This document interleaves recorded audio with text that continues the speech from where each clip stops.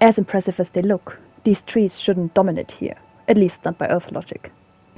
Welcome to another episode of Pandora through a biologist's eyes. As you might have seen by the area we're flying into right now, today we're going to talk about the clouded forest, and more specifically the type of trees that we can find in the clouded forest.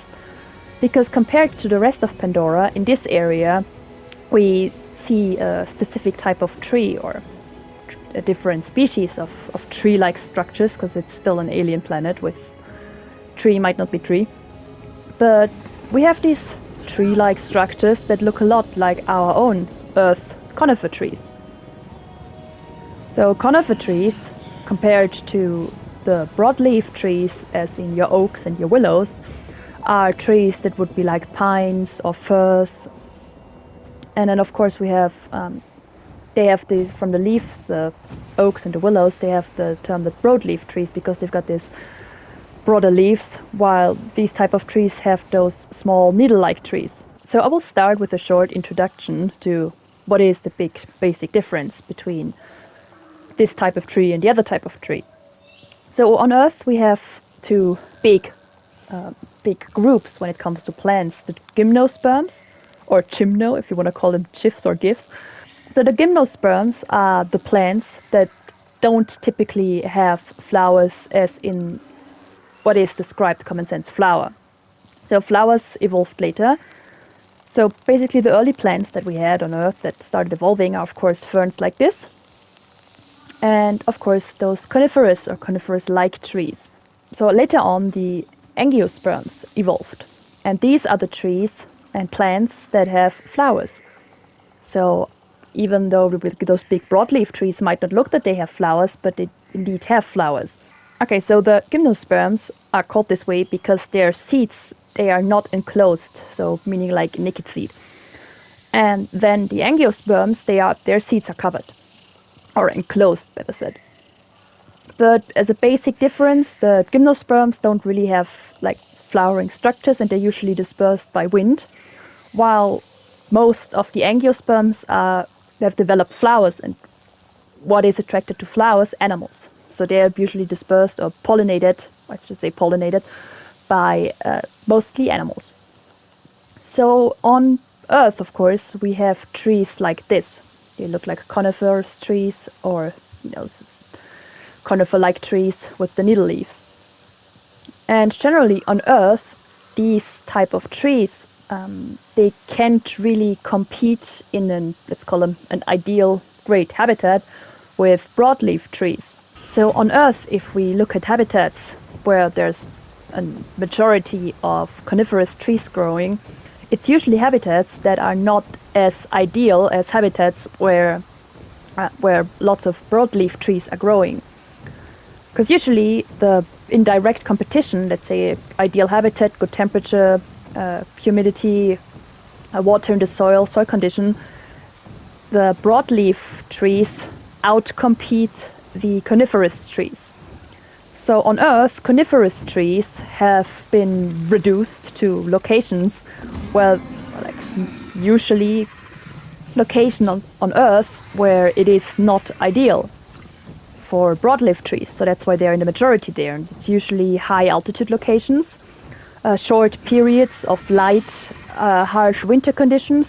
Think of your taigas, your forested parts around the Arctic or Arctic Circle, where there's, usually if there are broadleaf trees, they're small and shrub-like, while the coniferous trees grow tall. But compare that to a tropical rainforest, because in a tropical rainforest you barely see any type of coniferous tree. You do have gymnosperms such as fern, but they usually occupy smaller niches, so they tend to either be epiphytes, like growing on top of broadleaf trees, or they're clustering around the lower layers, thriving underneath the canopy of the broadleaf trees. But in the clouded forest, we have a majority of those coniferous trees, and we barely see any type of broadleaf tree. While broadleaf trees outperform coniferous trees in, let's call them ideal habitats, under harsher conditions, coniferous trees thrive. So they outperform broadleaf trees under worse conditions. And these conditions, of course, could be shorter periods of light, harsher or more extreme weathers, thinking of very, very cold, because cold is something that is difficult for plants, because if they freeze too much, the cells can explode. So if we look at the clouded forest compared to the other areas, of course there's lots of fog coming in, and it is on a higher altitude than, or it seems to be at a higher altitude than the other areas. But so far what we've seen in the game or in the movies is that Pandora, the climate is very mild and the temperature is more or less very tropical and warm. So we have the amount of coniferous trees. If it was similar to Earth logic, there should be more broadleaf trees. I mean, there is one here. There seems to be a few more on this area too. But in general, if we use Earth logic a little bit, and since those trees clearly have been influenced by that, I mean, they do look very impressive. They do not make sense when we apply Earth logic. Because if you look at the area I'm in, it's at the same height, almost, like this whole area in the clouded forest is this coniferous forest. And north is here, south is here. If we apply the same logic as we have on Earth, the north and the southern pole probably have harsher climate conditions because they're, with the heat from the sun, or in this case, I think there's just one sun. Sorry, with the heat from the sun, I was thinking of multiple moons, but Pandora is a moon. The climate condition can't be like on the same latitude. Can't be much worse than it is down here in the rainforest, because the rainforest is like in this little bowl shape. If you're interested in a general oversight, I do have a video you can look up if you haven't seen it so far, which is a bit more basic about the three major regions that we have in this game. But it doesn't really make much sense in an Earth way, because the climate seems to be more or less the same, and I am assuming that because by looking at the Navi. Yeah, I'm basing my assumption because if you look at them, we're in the middle of the clouded forest. They are, they don't really wear much clothes, and it has been established in the movies that Pandora is hotter, so they don't really need much clothing. And if we look at Earth, of course, people that live in the tropical areas, especially if we look at people that are used to live, and there are still people living with hunter-gatherer lifestyles, they don't really dress elaborately with long clothing. They tend to have more lightweight loincloths, basic stuff, because they're usually shaded by the sun anyways, because they're under the trees. And it is very hot and humid, because if you've ever been to a tropical rainforest, it's very, very humid. But then if you look at people that live, near the pole areas, let's say Inuit, for example, it is very harsh and cold there, so they would freeze to death if they wouldn't wear clothing. So unless the Navi are running really, really hot, which I don't think they do, because if you look at the humans that you can encounter in this game, they're all running around with their t-shirts, so they don't really wear jackets and clothing. We can assume that also this part, the clouded forest, is warm. So the temperature, it is very humid, because same as with the other areas, we have lots of water. So the parts of Pandora we've seen so far are very humid. And since the ground looks decently lush, we can't assume that it's bad soil here either. So usually, again, coniferous trees do better in harsher conditions, and soil condition is one of these things. So it would make sense for coniferous trees to grow on extreme surfaces. I'll show you in a bit. Growing on those rocks, for example, is an extreme habitat because there isn't really much of a soil layer, so the trees have to be very hardy to root here and get nutrients out of the ground and anchor themselves. So that is something that the coniferous trees do quite well, at least in the areas where I'm from. Like if you think Central Europe, for example, the coniferous trees here are very well adapted on the to grow on the bedrock. And you can usually, if you have an area that's still somewhat natural forest, that it has not been monopolized for the wood or log industry, and you see a patch that looks a bit different because there's lots of conifers growing, you can assume there might be something off with the ground, like maybe there's more bedrock, harsher soil, different pH. Like there's various reasons why there's lots of coniferous trees growing, but like barely any of the deeper rooting broadleaf trees, such as oaks. You can maybe assume that there is something off with the ground compared to the other parts where the broadleaf trees are growing.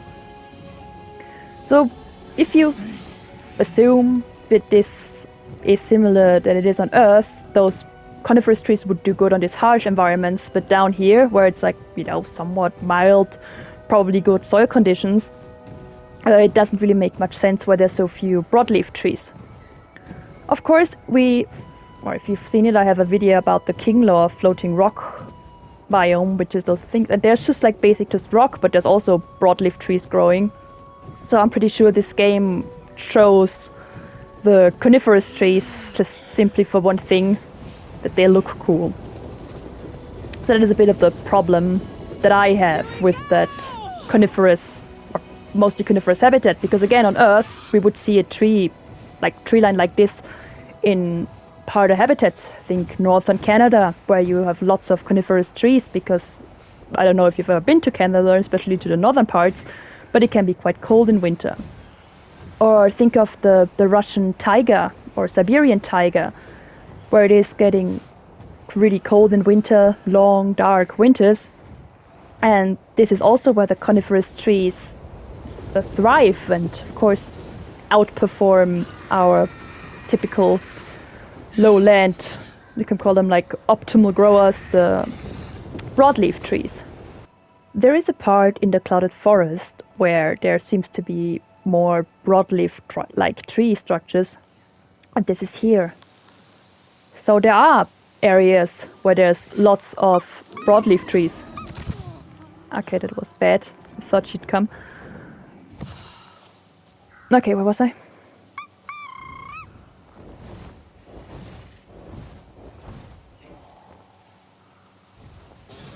Oh, sometimes the game is so broken.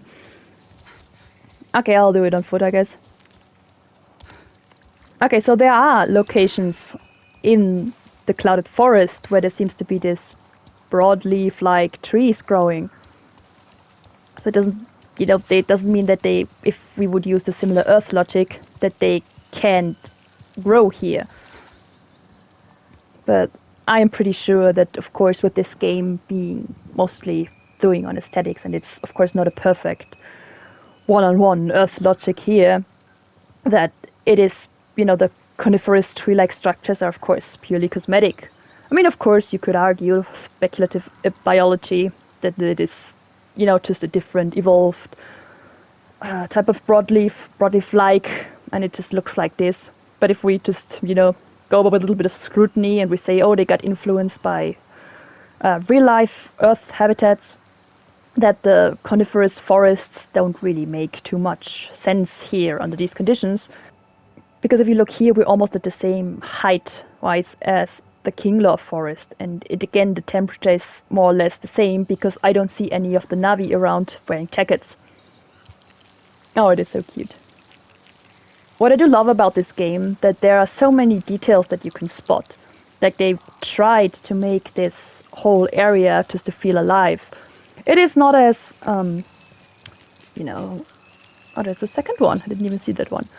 It is not as diverse, of course, as you would like an Earth forest, like with multiple insect species and, because there's life everywhere, even larger life, such as larger beetles and larger insects and even vertebrate animals. But there is life everywhere, and they try to put it as good as, or as best as they could into this game to make the world feel alive, because you have so many little critters and animals just flying around and such a diverse amount of plants and vegetations. So I think with the beauty of this game and the detail they put in there, we can probably forgive them about their lack of, trying to keep the realism there for our coniferous-like forests. So before I end this video, I wanted to show you something cool, and those are these big redwood-like trees that we can find in this area, the Giant's Wilderness biome. And those trees are really big. They're not as big, of course, as the home trees or the other trees that we've seen, but they are inspired by the biggest trees that we have on Earth. And these are our redwood trees, so our sequoias, our metasequoias, and our sequoia dendrons. So those big redwood trees that we find in, I think, parts of Asia and definitely in North America. So they're very, very big, and that's also a way for plants to thrive. You just outgrow your competition. So if you can thrive in harsh conditions, you grow to immense sizes that will give you an advantage in areas where your competition can't survive. So with that, I come to the end of this video, and I generally think that the coniferous forest isn't really a statement as for the harsh conditions in this area, but more a deliberate design choice. So I'm going to assume it's not because this area is so harsh that the coniferous-like trees grow here, but it's more of a because it looks cool statement, because after all, it's a game. And the focus is, of course, on what looks nice. And it looks very nice, it looks very impressive. I love the level of detail, of course, that they put in there, and that they clearly used real-life trees and real-life plants, of course, to bring that to life. So I hope you enjoyed that episode. I hope you learned a little bit, and if you go through life with open eyes, you might spot some in-game parallels, and then you can interpret them correctly in real life too, because it's basically used as our Earth, our planet, is used to bring Pandora to life. So I hope you enjoyed it, and I wish you a good day. Bye!